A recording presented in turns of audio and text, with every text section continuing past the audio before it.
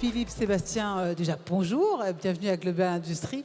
C'est important pour vous aujourd'hui de maintenir cette position. On vient de parler justement du rayonnement de l'industrie française qui a cette flexibilité, qui peut s'adapter, qui peut conquérir des marchés. On n'en parle pas assez avant de passer au concret. C'est sûr, mais c'est vrai que quand on vient dans des salons comme ça, on s'aperçoit quand même de la force et de la puissance de notre industrie et ça fait vraiment plaisir. Donc oui, c'est dommage qu'on n'en parle pas assez et on est là aussi pour ça. Oui, je partage Sébastien. vraiment le point de vue et c'est vrai que l'agilité est un thème qu'on met particulièrement en avant chez Fabentech pour pouvoir se déployer sur les marchés internationaux. Alors justement, parlez-moi de Fabentech. Déjà, qu'est-ce que vous faites? Et puis on va parler aussi de biotech. Alors c'est assez particulier. Nous développons, produisons et commercialisons des anticorps polyclonaux contre des menaces biologiques, qu'elles soient intentionnelles dans le cadre du bioterrorisme ou naturelles, donc comme on l'a connu dans des épidémies ou pandémies. Donc ça mobilise en fait toute une équipe, une jeune équipe, hein, on est une quarantaine de collaborateurs, dans un projet d'envergure, puisqu'en fait on ambitionne d'être leader européen dans notre domaine. Pareil pour biotech, Dental Group. Nous sommes fabricants de dispositifs médicaux pour les chirurgiens dentistes, donc en particulier donc, les implants dentaires et tout ce qui va au-dessus des implants, donc les prothèses sur implants, et aussi un dispositif d'alignement des dents, donc les fameuses gouttières invisibles. Et voilà, nous sommes à peu près 1000 dans le groupe et nous sommes aujourd'hui les plus gros fabricants français. La santé, il ne faut pas se voiler, c'est quand même un secteur très très jeune dans l'industrie. Ce que je comprends bien, peut-être justement commencer par vous, Sébastien. Vous travaillez quand même sur un produit qui est peut-être digne de la science-fiction. Il y a une menace, on parle de bioterrorisme. Donc il y a une menace de virus qui pourrait s'attaquer à nous. Vous parliez aussi, vous faisiez référence au Covid et à la pandémie. Il y a aussi un besoin de redynamiser l'industrie de la santé française. Oui, absolument. Alors on part déjà sur des bases qui sont tout à fait solides.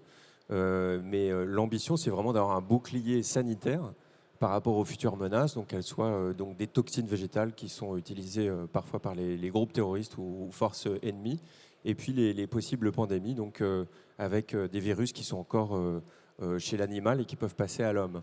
Donc là-dessus, les organismes de sécurité sanitaire ont bien listé ces menaces, et nous, on se met à leur service pour pouvoir y répondre. Et on s'appuie sur toutes les compétences du pôle de compétitivité à Lyon autour des biotechnologies, évidemment, et puis au niveau européen également dans le cadre du consortium européen que nous dirigeons depuis cette année. Alors, vous dites qu'il y a une liste des menaces actuelles, donc des menaces bioterroristes. Est-ce qu'il y a des menaces qu'on n'a pas encore vues et ce serait vous d'aller les anticiper, j'ai envie de dire? Alors ces menaces, elles sont quand même assez bien listées par les agences de sécurité américaines ou européennes, et elles ne changent pas nécessairement. Le point, c'est de développer l'arsenal thérapeutique. Et nous, on a une technologie tout à fait innovante, polyclonale, qui permet en fait de préparer par anticipation un traitement qui va pouvoir y répondre, même si la menace n'est pas complètement déterminée, si le virus peut muter ou que la toxine végétale, elle est pas sa provenance n'est pas complètement connue. Ah, donc sans identifier d'où vient la menace, vous essayez de trouver l'antidote en fait. Absolument, et on peut à cet effet construire un stock stratégique par anticipation et donc pouvoir réagir dès le premier jour face à une menace, donc terroriste ou épidémique ou pandémique. J'imagine que la demande elle est croissante, non? Alors absolument, ça c'est un changement majeur pour Fabentech. Les marchés qui étaient inexistants il y a peu sont en train de se constituer, à la fois en France, en Europe, et on suit la tendance américaine qui était largement préparée après les événements du 11 septembre. J'imagine. Philippe, vous parliez des implants et justement de votre développement. Il y a un savoir-faire français qui est absolument unique. Oui, nous en sommes le plus bel exemple. Donc il y a un vrai savoir-faire français sur déjà des produits de qualité, sur de l'innovation. Donc nous sommes aujourd'hui, nous avons fabriqué et construit en France, par exemple, la plus grosse usine de fabrication de dispositifs sur mesure, donc pour aligner les dents, donc j'en parlais tout à l'heure. Donc aujourd'hui, il y a seulement 2 usines en Europe donc par notre concurrent américain en Pologne qui vient de s'installer, donc, et nous ici en France. Donc il y a un vrai savoir-faire qui est parfois pas très connu, et je demande ici à toutes les personnes qui sont aussi des patients, quand ils sont chez leur dentiste, aussi d'interroger les praticiens sur, au final, ce qu'ils vont avoir dans la bouche, d'où viennent les produits. Je pense que c'est aussi très important. Pourquoi est-ce que c'est important ? Parce qu'aujourd'hui, c'est quelque chose qui n'est... Vous savez, le domaine de la santé, c'est un domaine très opaque. Et je pense qu'il y a beaucoup de gens qui marchent aujourd'hui avec des prothèses, par exemple, de hanches et de genoux. Ils ne savent pas forcément quel type d'implant ils ont. Et c'est pareil pour les implants dentaires, c'est pareil pour les couronnes qu'on met dans la bouche, c'est pareil pour les gouttières qu'on va porter 22 heures sur 24. Je pense que c'est important de savoir où ces produits-là sont fabriqués. Et ça, il suffit de le demander aux praticiens. Et donc c'est une vraie culture et le Made in France que moi je porte depuis des années et dont je me régale à être l'ambassadeur tous les jours et partout dans le monde. Notre pays est reconnu pour son excellence et c'est vrai que parfois chez nous c'est pas forcément, et vous en parliez, donc est-ce que par exemple sur les implants dentaires ou les dispositifs médicaux la France oui, nous sommes un grand pays. Et nous, Biotech Dental en est la preuve vivante aujourd'hui et on l'incarne et tous les jours.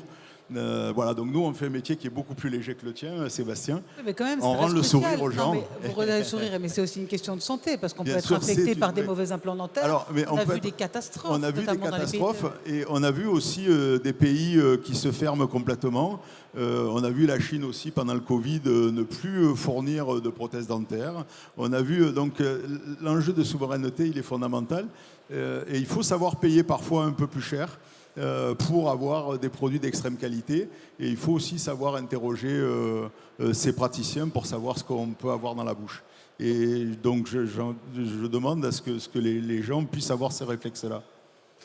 C'est vrai, juste un point de complément. C'est vrai que dans la crise Covid, on a bien vu aussi les ruptures de chaîne d'approvisionnement des sous-traitants. Nous, on a été impacté par ça. On a pris 18 mois de retard sur un programme à cause de ça, justement parce que vous faisiez livrer de l'étranger. America First est passé devant l'Europe et la France en particulier. Oui, donc les industries de la santé commencent finalement à s'organiser pour pouvoir être autonomes. Oui, c'est vraiment la bonne nouvelle. Il y a vraiment toute une filière qui s'organise, qui se donne les moyens. Il y a un plan gouvernemental d'envergure qui est là-dessus. Et vraiment, il faut s'en féliciter parce que ça va être des critères de compétitivité pour nos industries et sous-traitants pour la suite. Mais ça va assez vite par rapport aux concurrents ? Alors, moi, je trouve qu'effectivement, on est vraiment accompagné, aidé, et c'est vraiment fantastique. Après, c'est vrai que nous, on est une jeune société qui doit se financer, donc il y a évidemment deux jambes. Une jambe soutien gouvernemental, et en particulier pour des stocks stratégiques, et on est directement là-dessus, mais il y a aussi du soutien d'argent public, d'argent privé, pardon.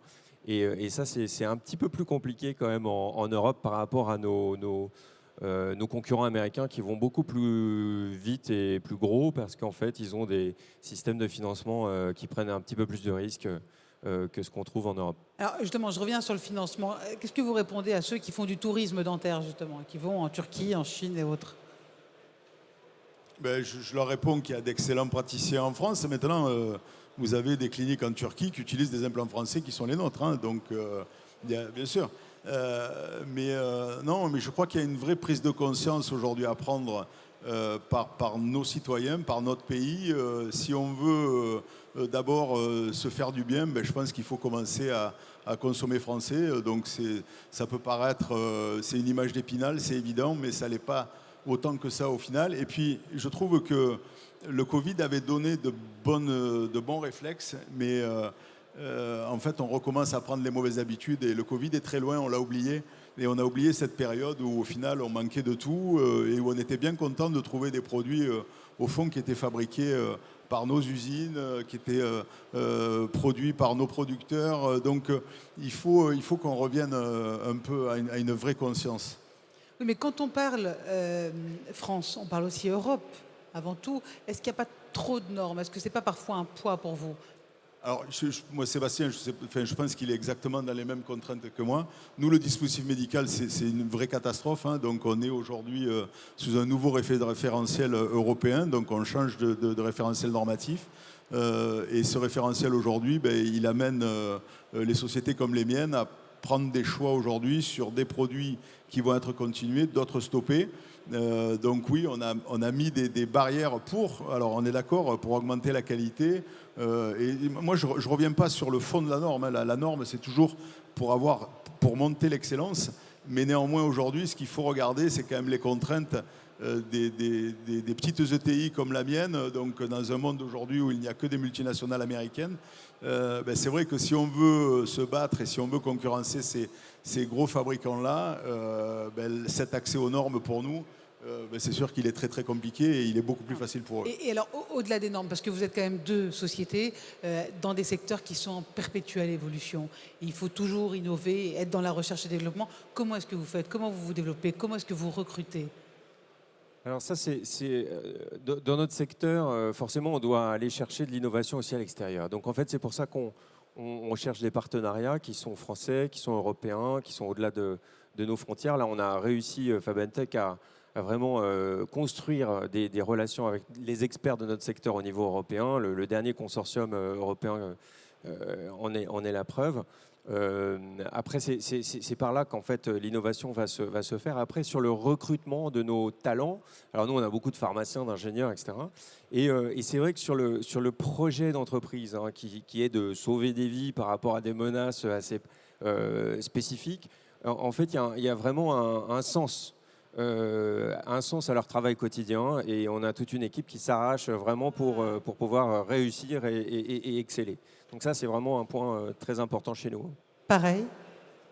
Nous, on a peu de problèmes pour attirer, je dirais, les talents, qu'ils soient français ou européens ou d'ailleurs, donc pour venir travailler chez nous. Le sud de la France, en plus, est extraordinairement attractif comme région pour y vivre. Par contre, ce que l'on a fait, on a fait quelque chose d'un peu particulier, puisqu'on crée un nouveau métier. Hein. Aujourd'hui, créer des gouttières invisibles, donc aujourd'hui, on fabrique par millions ces types de produits qui sont tous uniques. Donc c'est vraiment une industrie très particulière et très novatrice. On vient de créer quelque chose avec France Travail et l'UIMM, où on forme nos propres personnels. Et je trouve que c'est une initiative remarquable.